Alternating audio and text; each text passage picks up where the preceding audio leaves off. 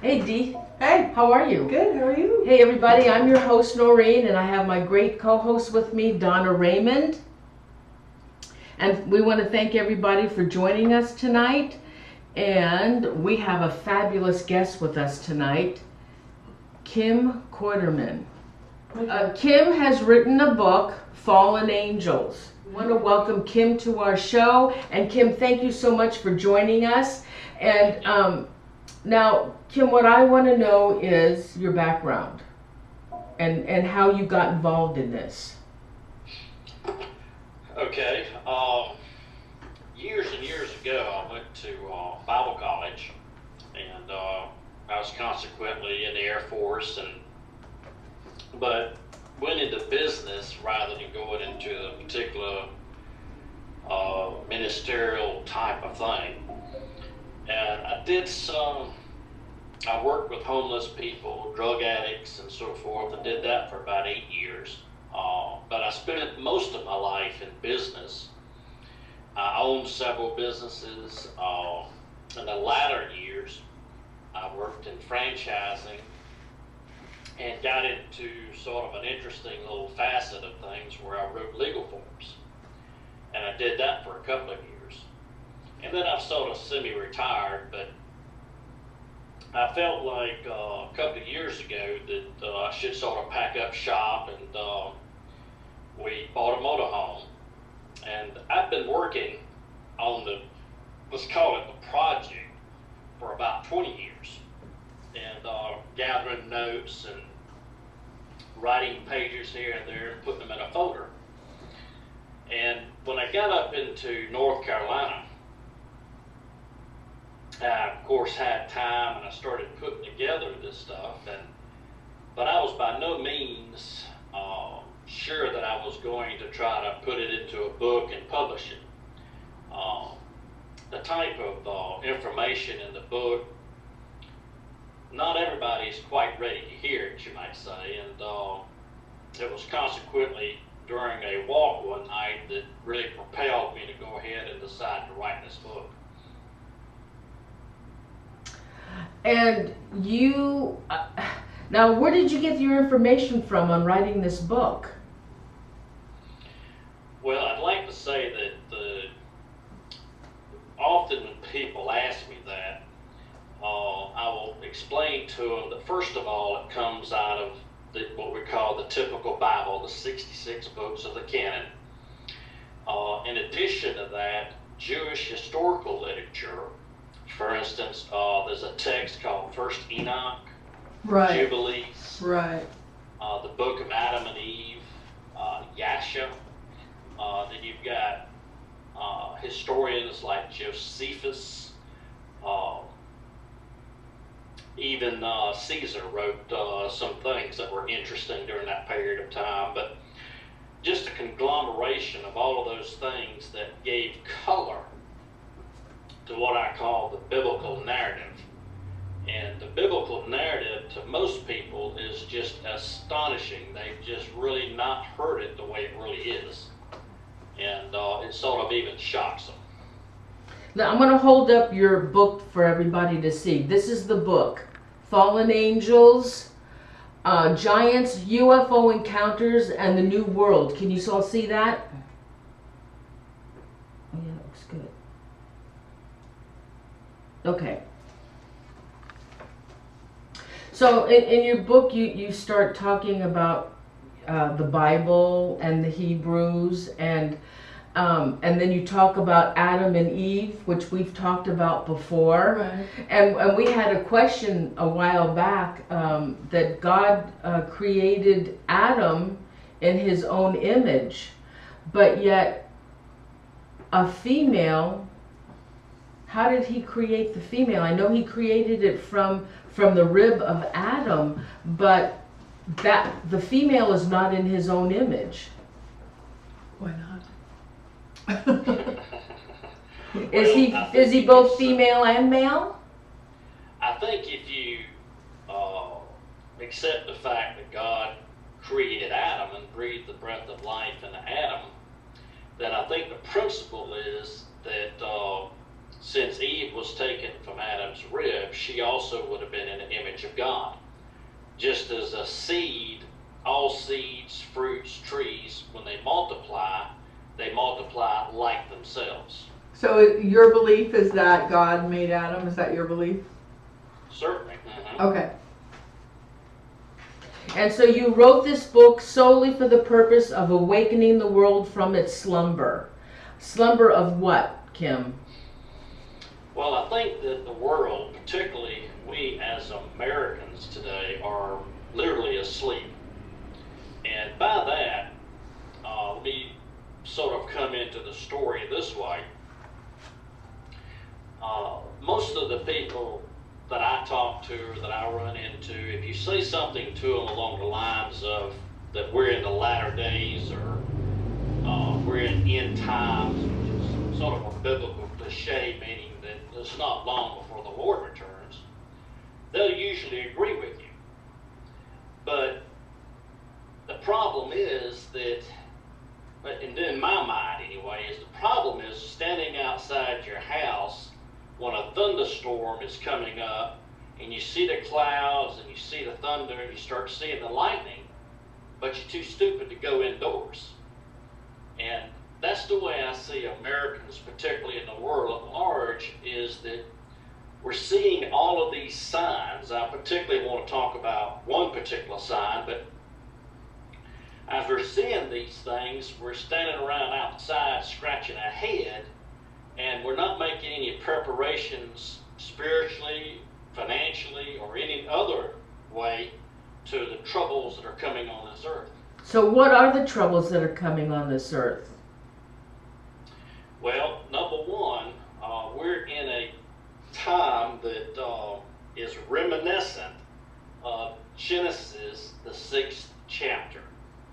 The disciples came to Christ and they asked him, they said, tell us, what will it be like when you return? What will those days be like? Now, one of the problems when we read something, and I'm going to tell you what his answer was, is that we tend to Americanize it. And we don't think about who he was talking to, when he was talking to them, and what they thought when he said something. So having said all of that, in the 24th chapter of Matthew, and that's the most well-known chapter of the Gospel, is talking about the latter days, he states that the days of his return shall be, it's the 37th verse, and he says that, but as the days of Noah were, so shall the Son, also the coming of the Son of Man be. And most people read that and continue to read over it, and it talks about they'll be marrying and giving in marriage and this kind of thing.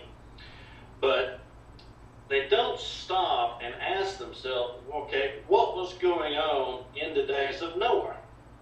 And they don't flip back to the beginning of the Bible, to the book of Genesis, and find out what was particularly going on during those days, because that's also happening now. And that's what I mean by far that the world is asleep. The same things that were happening in Genesis, the 6th chapter, and it's astounding actually. But to give you the short version of it, angels were coming down and mating with women, and they were producing what in the Hebrew are called the Nephilim, giants. And this same thing is what Christ is referring to will go on again in the latter days just before his return. And I have studied the UFO abduction phenomena. And by all metrics, it's the same thing that was happening in Genesis, but just under a different name. It just looks different. So, Okay, now Nephilim, excuse me, are giants. Now, are you talking about, I mean, giants like 25 feet tall? they certainly can be, or even taller.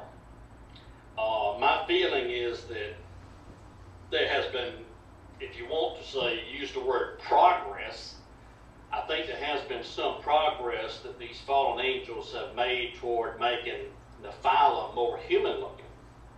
But I have actually seen one that was, say, half animal, half human. You actually saw one?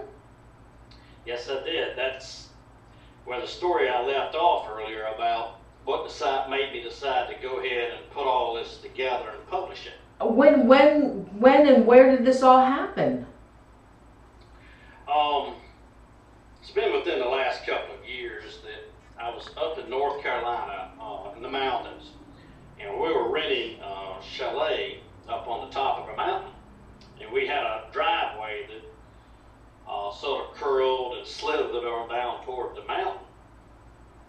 And I was up about 3 o'clock in the morning writing, and I thought, well, it's time to go to bed, and I've got a dog named Star, and I really didn't want her to wake me up at daylight wanting to go out, so I opened the door and said, Star, come on, let's go out. Well, she didn't want to go, which is very unlike her. She's always ready to go outside. And so I almost literally had to drag her out there, and I picked up a flashlight, which is more like a powerful lantern type of flashlight, and brought it with me. And while she's outside taking care of business, I'm just flashing this flashlight down the driveway looking around. And I spot, with a flashlight, this creature standing beside a tree. And I don't want to be like the fisherman that tells the story, and every time he tells it, the fish gets bigger. But this thing was tall, and it had the face of a wolf, but the hairy body of a man. And it was standing on 2 feet looking at me. And, it turned, it looked a little bit in one direction, turned and looked a little bit in another. And I decided the best thing to do was turn around and walk back in the house. So I did. But I knew that what it was because, I'd been studying, putting this stuff together for a number of years. And, when you start talking about hybrids and giants and fallen angels mating with women and even with animals, people roll their eyes and like, oh, UFO? Oh, okay, you've seen a UFO? Oh, okay. It's the elephant in the room that nobody wants to talk about. But I decided if I could run into something like this in the woods and mountains of North Carolina, the time was to write about it because it was much more common than I had thought. We're taking this in. Sorry. Wow. Oh my God. I never heard anybody ever say that before. There's just one thing I want to ask you though. In your book, you talk about Lucifer, who wasn't bad in the beginning, and the fallen angels were those that followed him. But he lived on another planet. I never heard that before. Planet Rahab. He lived on a planet. So are you saying that these angels and who you're talking about, that they're aliens and they're not what we always thought them to be? Right. I don't want to, the script here could go 2 ways, but yes, let me clarify this. I do not believe in aliens from other galaxies. I believe they are fallen angels and demonic beings. But now to go back and answer Norene's question,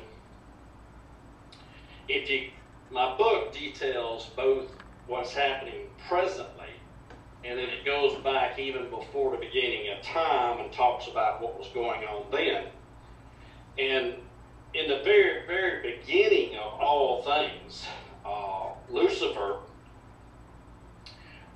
evidently was involved in trade or commerce between planets, solar systems, galaxies perhaps. And it seems like from my study of scripture and what we know about planetary physics, that what we call today the asteroid belt is most probably, and thought by most scientists, to be an exploded planet. And the Bible alludes to a planet by the name of Rahab. But what we do know for sure is that Lucifer was over commerce before he actually fell. So, I've never read the Bible, and I know some of our viewers have. So you mean in the Bible they actually talk about a planet? It uses the reference that's used as stones of fire. But what it's referring to, what it means, is a planet. Okay, can I ask you a question? Mm-hmm. Okay, you said you don't believe in aliens from other planets, but do you think that we are aliens? Some of the theories about out there in this, what you're talking about, is that aliens from other galaxies, other cultures, I'll say, have come here, and we were transported here as either slaves or what was the other? So that's what. Astronaut theory. Yeah. No. Okay. So people who are being abducted now, you're saying it from way back in the Bible to now, is that it's repeating itself, but these are the fallen angels and not aliens like many people say. So these grays that people are seeing, these are angels? These are fallen angels and demonic beings that are working on their behalf. But yes, you are correct. It's the same phenomena that was going on in Genesis. Wow. Sorry, we're putting. You're the first person we've had on, and we've had a couple on that they're kind of on one theory, and you're coming from a very biblical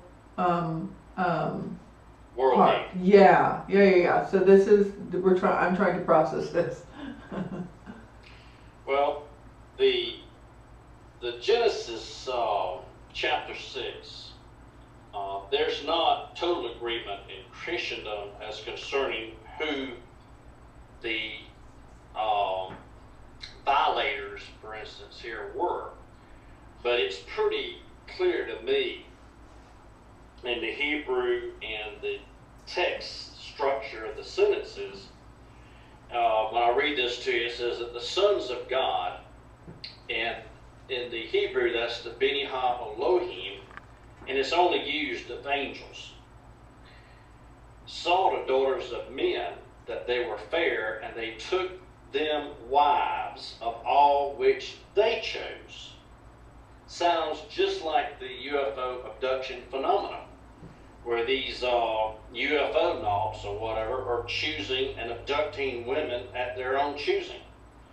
I saw a poll recently on Facebook where 23 million Americans, and most of those are women, were claiming they had been abducted. The research shows that those who are abducted are not only abducted once, but twice. And that in all of these abduction phenomena, the reproductive organs are investigated. They're usually abducted a second time, and sometimes things are removed from them. Sometimes they're shown these things. I've actually talked, and this has been since I've written the book, because I've had a chance to talk to people in other countries and our country as well, where some of these abductees, these women, I talked to one recently, swore she had not been with a man in 5 years, but she was abducted and became pregnant and ended up aborting the child, but it was such a horrible looking thing, she was never even allowed to see it. And where's this lady from? This particular lady lived in Canada. Did she? Okay. Well, is there any proof of it? I mean, did they take a picture of it or anything? Or did they maybe put it in some liquid to preserve it? No, I only have her testimony on that, but there are many recorded testimonies of the same type of situation. It's just the only one I personally knew of recently. Wow, had you heard that before? No. No, me either. Interesting, very interesting. And then you're saying that they are walking among us. Well, let me clarify this. I believe that fallen angels are walking among us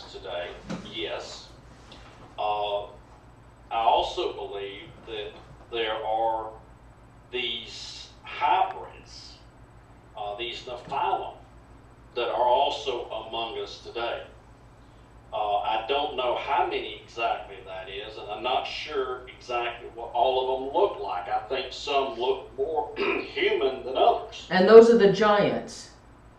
Just the regular. In the Old Testament and in the King James, the word Nephilim is translated as giants, yes.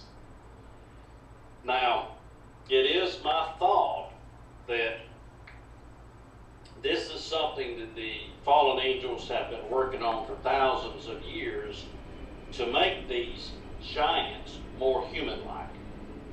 I think that's an agenda there that fits into the New World Order. So are these fallen angels, are these hybrids, are they here for the benefit or the detriment of humanity? A fallen angel is, there's nothing good there. It's all corruption. They don't seek anything but their own will. Like here in Genesis, the 6th chapter, they're virtually taking women and raping them, producing giants.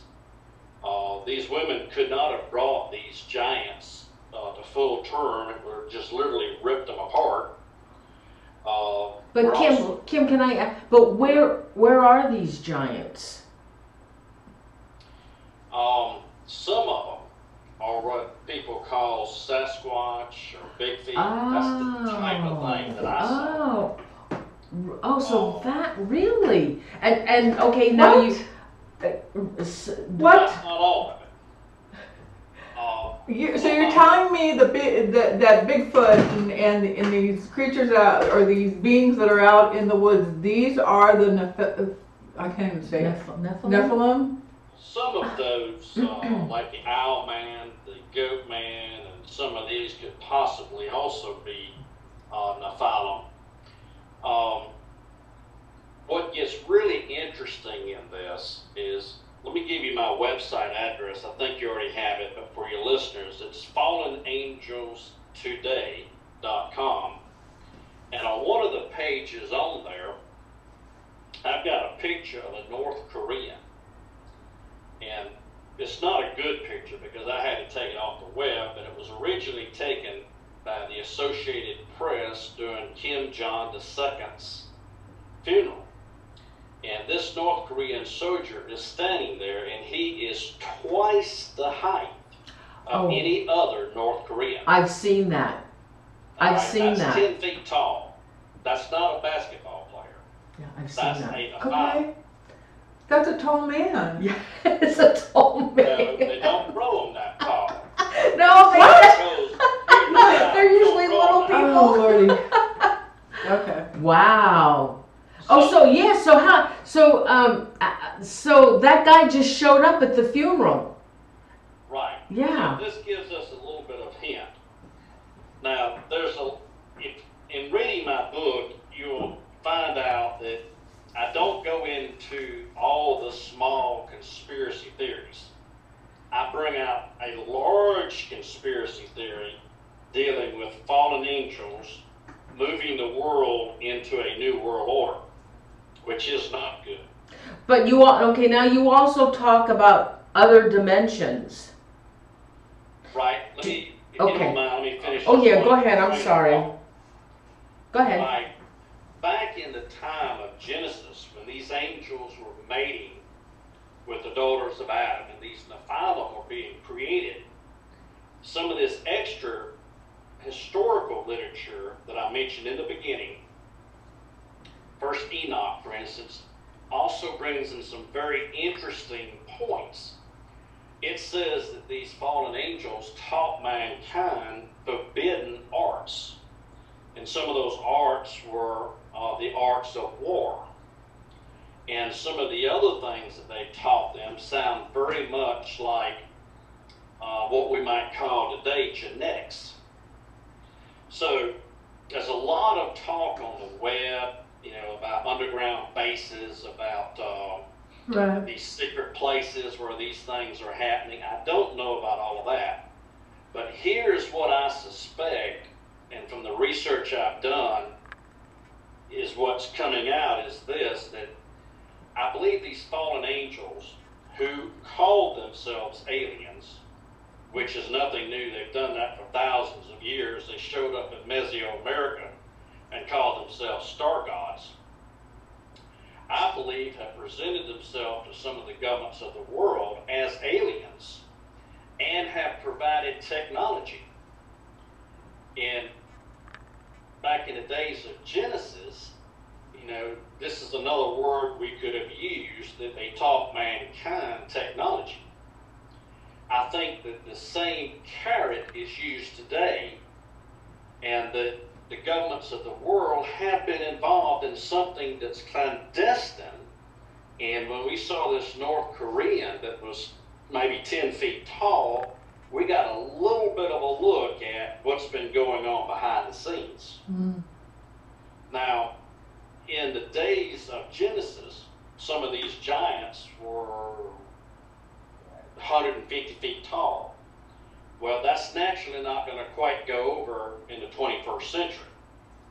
So, like I said, I think there has been made progress toward making these things more human looking so that they fit into an agenda. So has anybody ever, okay, so this Korean fellow who was 10 feet tall, I've only seen that one picture, and has anybody else gone out to seek out other of these tall people in Korea?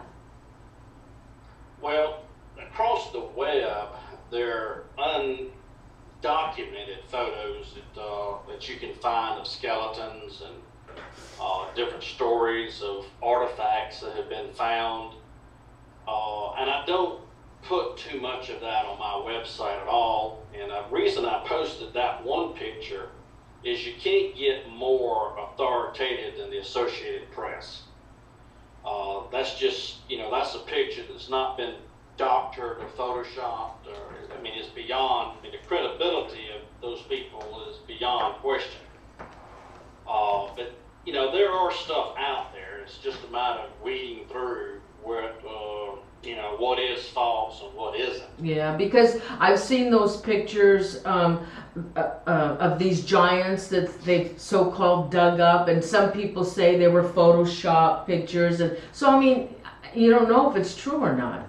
Right, and some of them, of course, have been, and that's the reason I tend to stay away from that.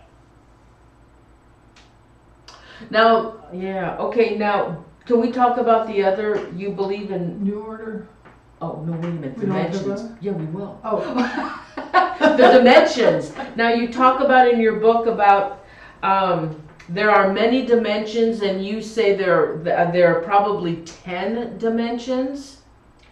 I would probably say now with what they call the M theory, there actually might be 11 dimensions. But 10 has been what's been standard, maybe the 11th one, sort of holding them together. But this is typically called string theory. Okay, and how did you get your information on these 10 dimensions?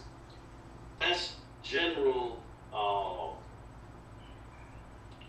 that's what they call string theory. You have your theory of relativity, which deals with large bodies of the universe and so forth, by Einstein. Then you have quantum physics, which deals with small particles and how they interact with one another.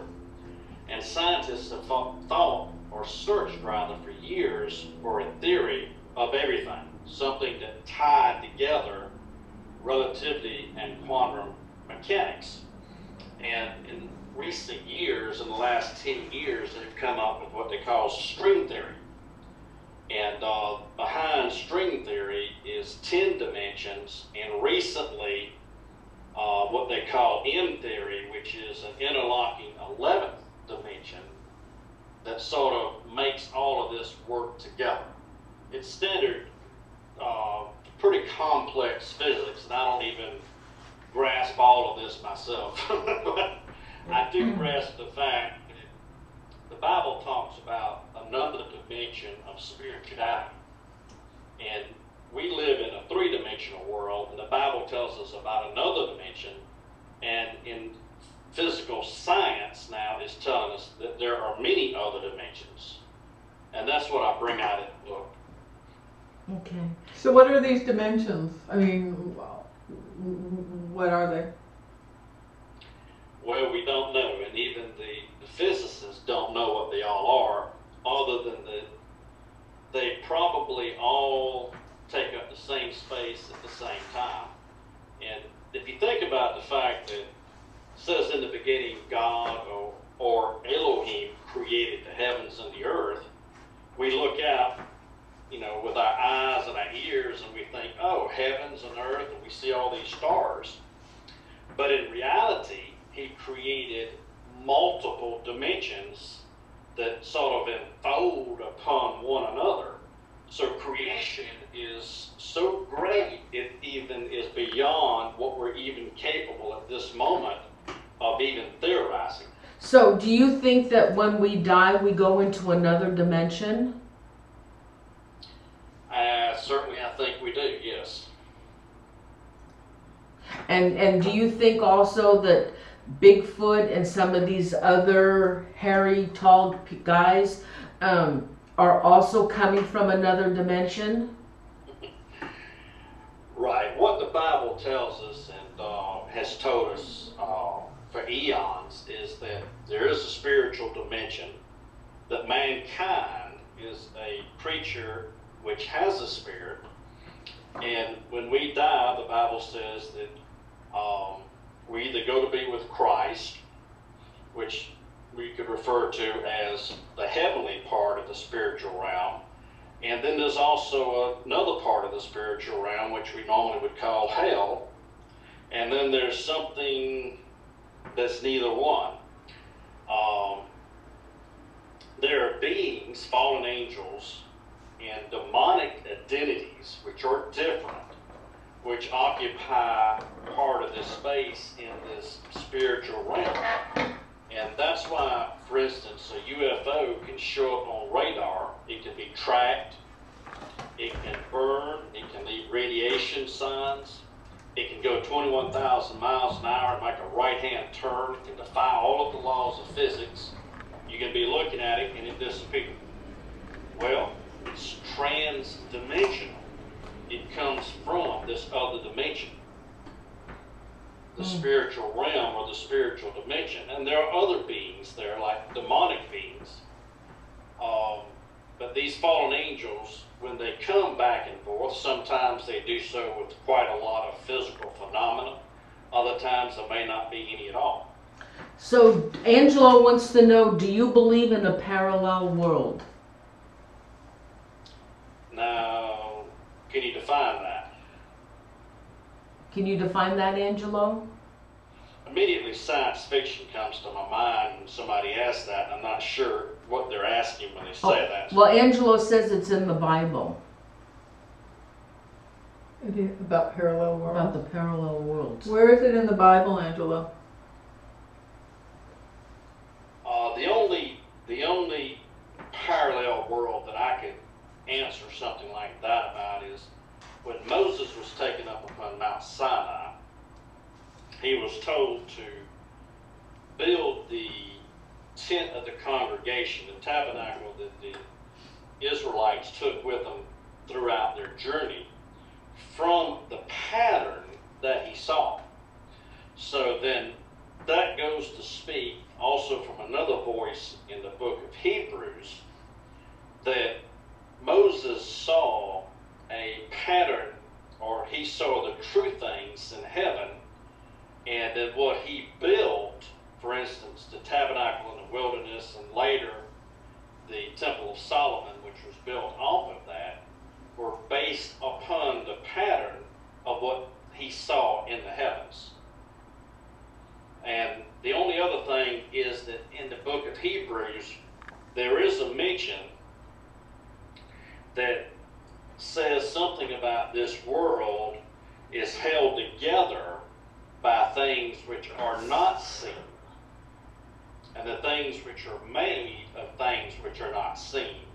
And it gives you sort of the idea or the reference that there is a spiritual that's actually creating the world that we actually see. Now you mentioned about angels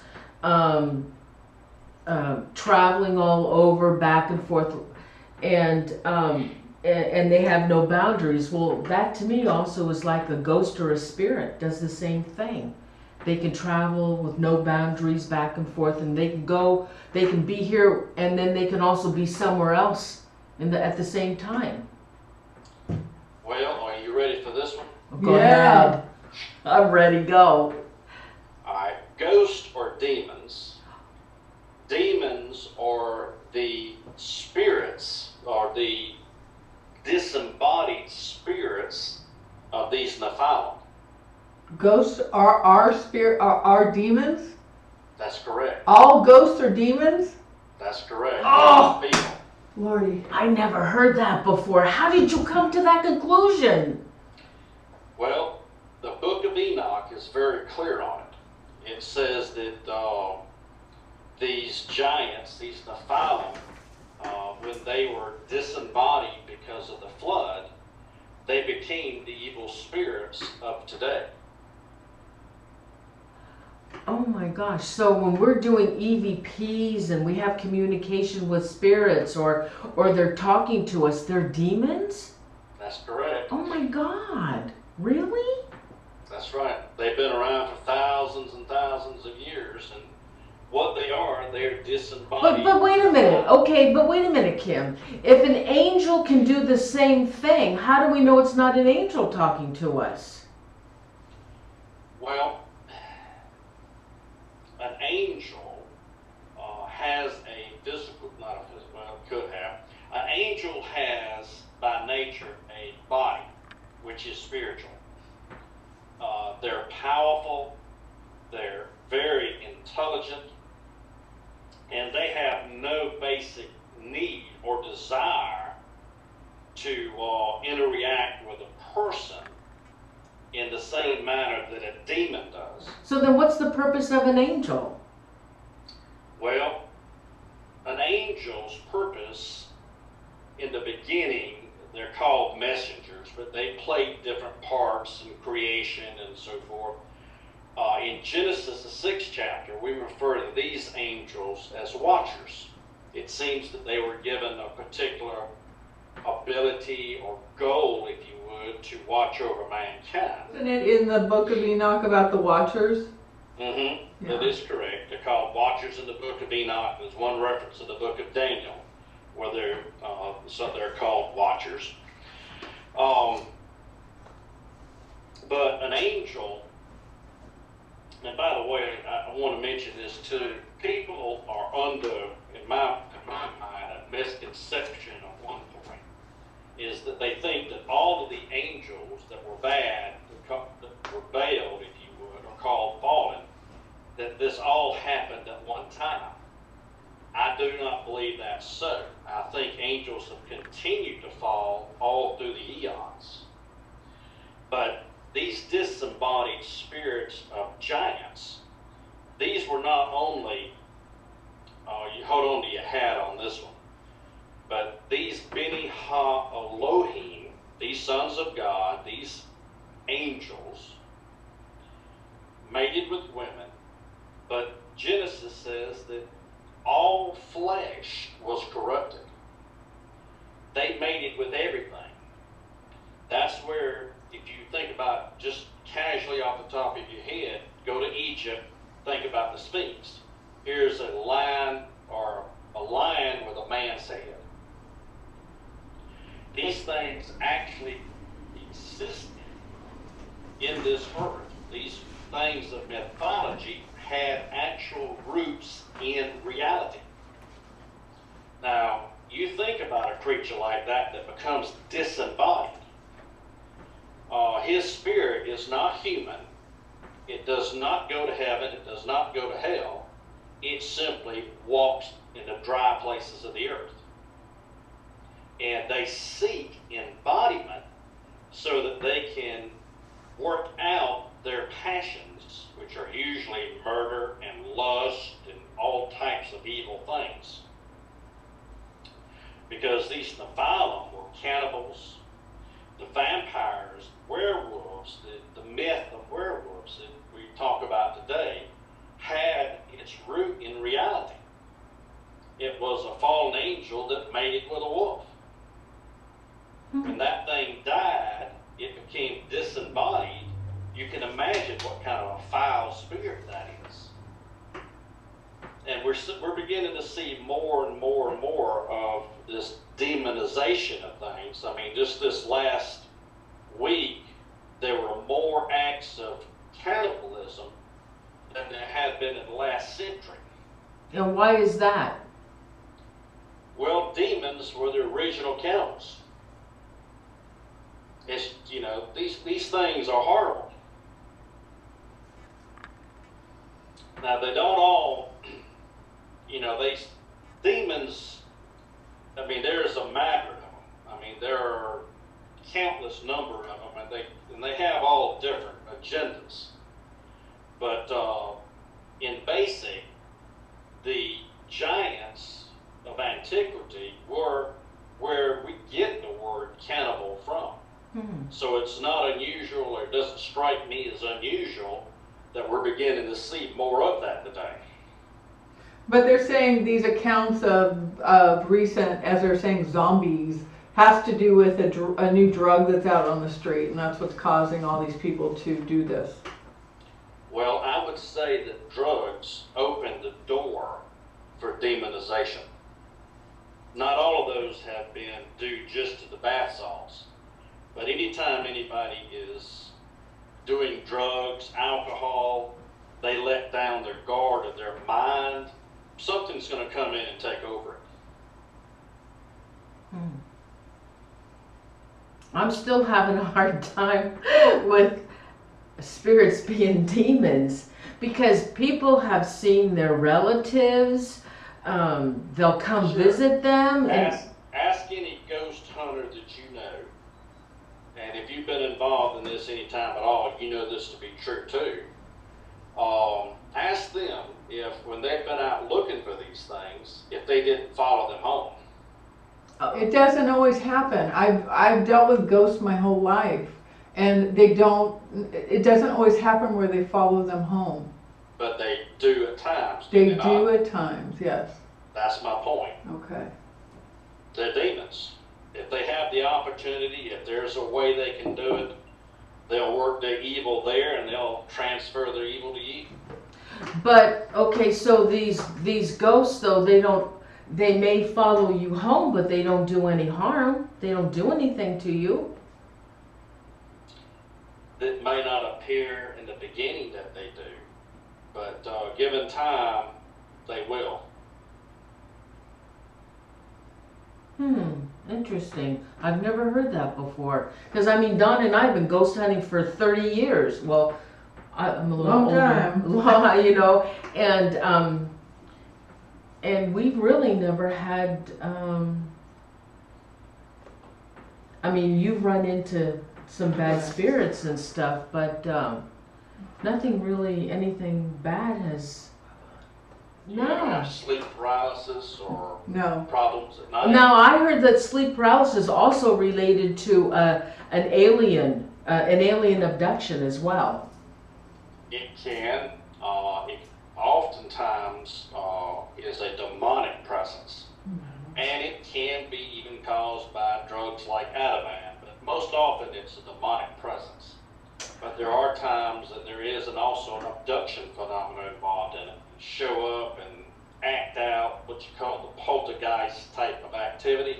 So poltergeist is demonic as well? Oh, absolutely.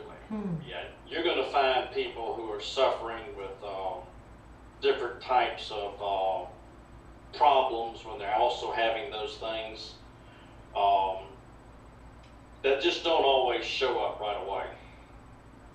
So what's the difference, because I've heard you say a few times, there's a difference between the fallen angels and demons. What's the difference? Well, it's like an angel by nature is what it is. It's an angel. It's a spiritual being with a spiritual body with great abilities and powers.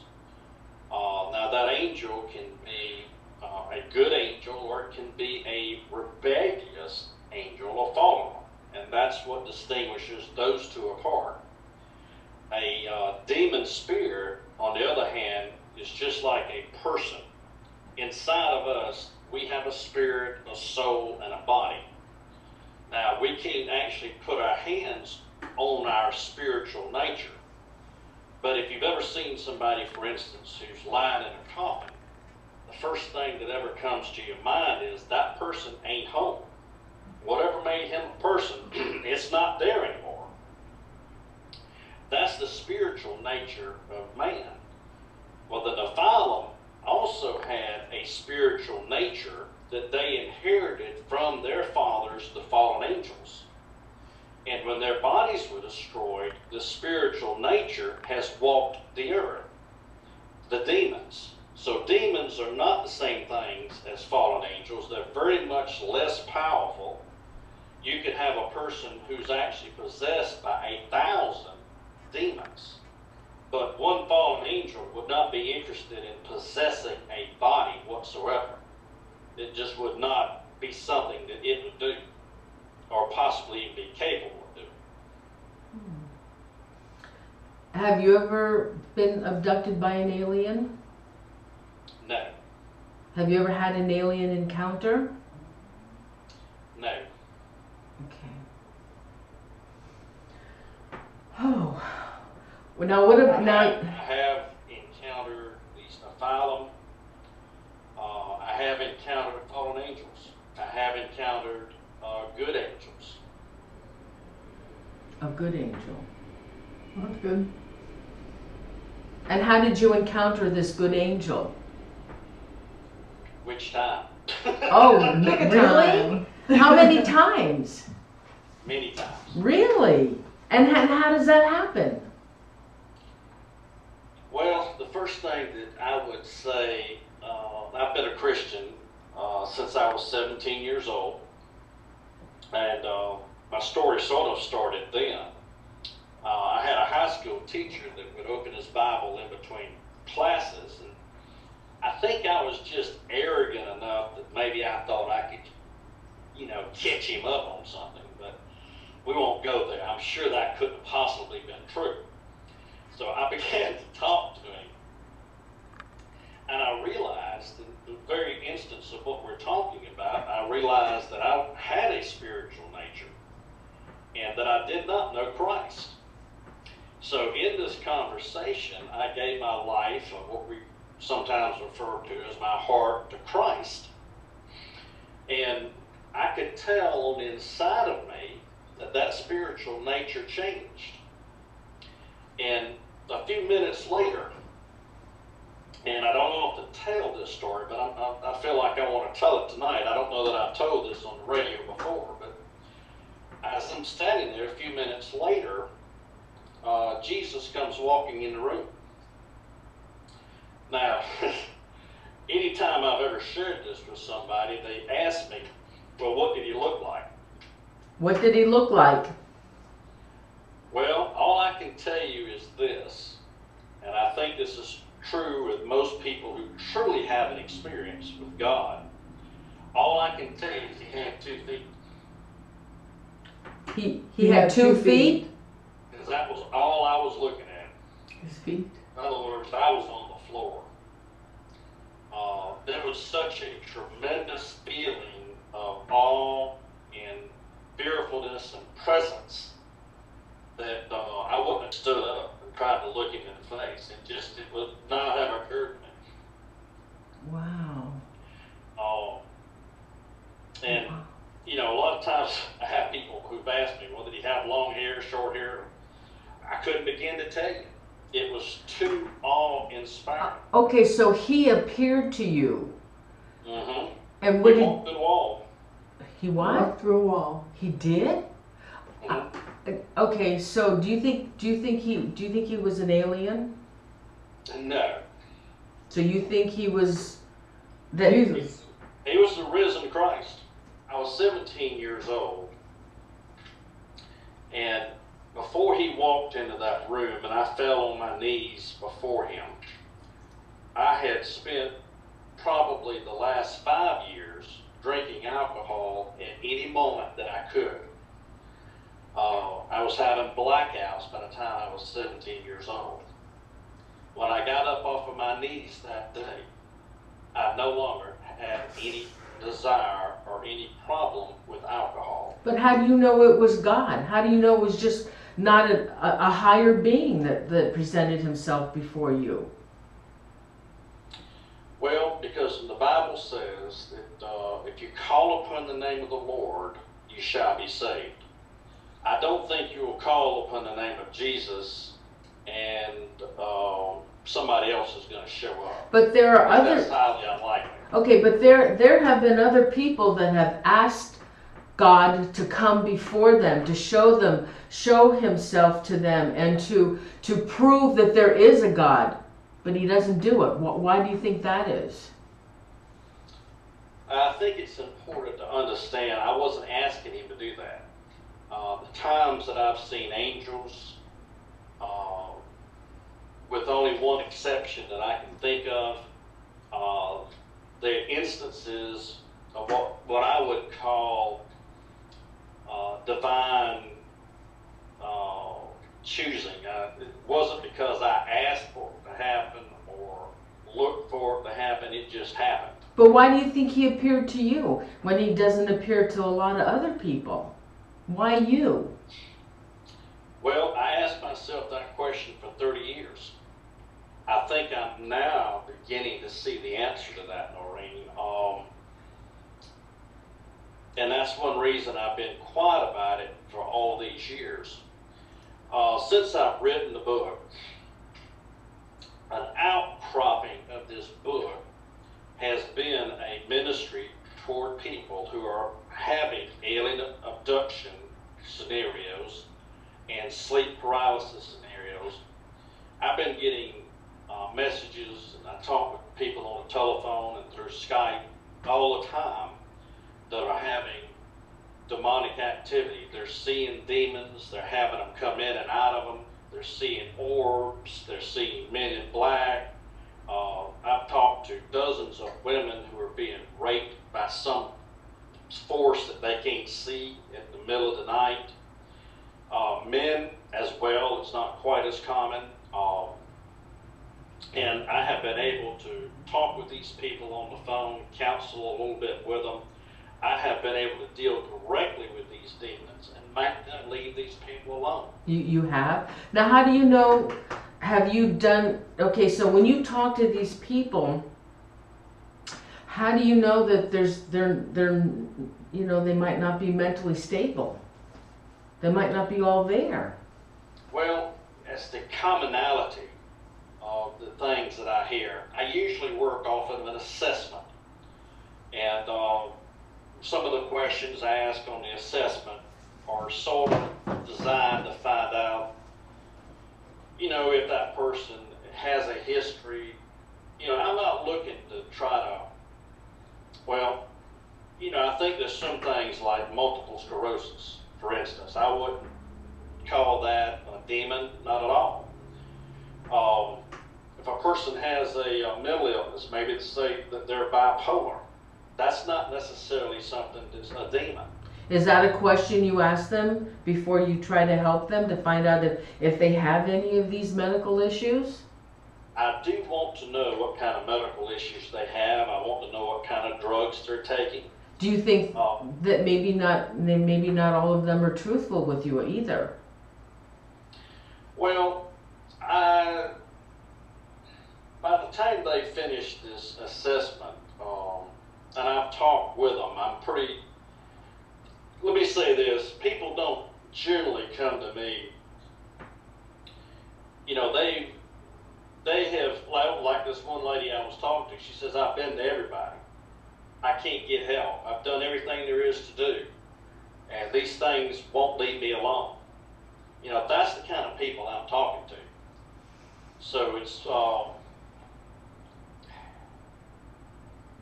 and Okay, these things that were bothering this lady, were you able to help her?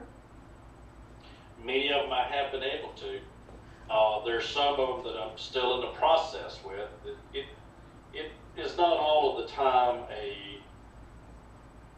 what do I want to say? I've got sort of a system where I'll take in an assessment, I'll talk with those people, that at some point, when I think they're ready, they have the understanding, and that they are actually a Christian, then I'll pray with them, and I'll deal with these demon spirits. And then I want them to become involved in reading their Bible. I want them to become involved in a fellowship somewhere. And then I follow up with them. I want them to call me every couple of days and tell me how they're doing, what's going on with them. And so it's a process. I try to stay in touch. I try to disciple these people, if you would, is I think a good word, along the route. And I find commonalities. Most people who have these things happen have been involved in something like Ouija boards. They've had different traumas in their life. For instance, one of the ladies I was working with recently, and I think you brought up a good point. It's not so much sometimes that they lie, but they may not tell me everything.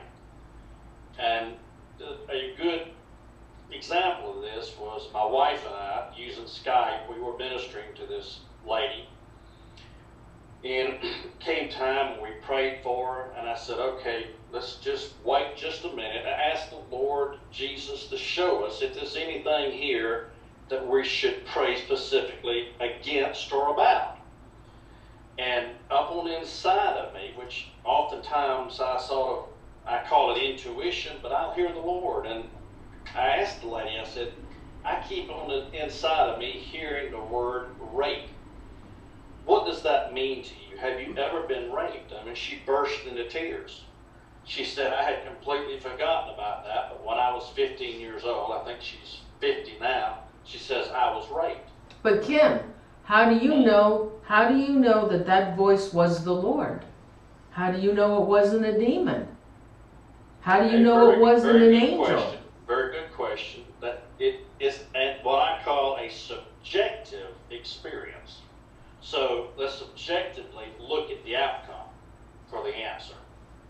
So when I said that to her, I had her pray with me about that specifically, and I dealt with the demon that I thought was behind that.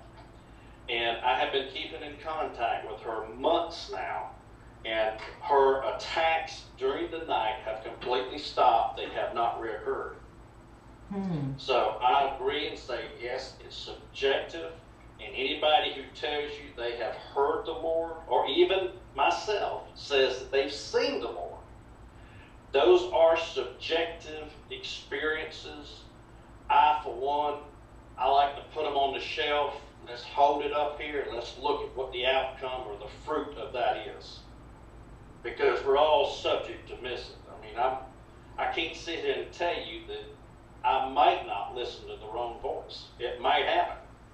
But if that's the case, it's not going to bear good fruit. Okay, can I go back for 1 second back here? When that vision came to you, and you said you stopped drinking, did you get any messages from him as well as to what you should be doing, like what you're doing now? Did he tell you to do that? You know, frankly, nothing has bothered me about that experience except that he said absolutely nothing. And I wondered for 30 or 35 years why that was so. So he just appeared to you and that was it? He didn't say anything? Nope, not a word.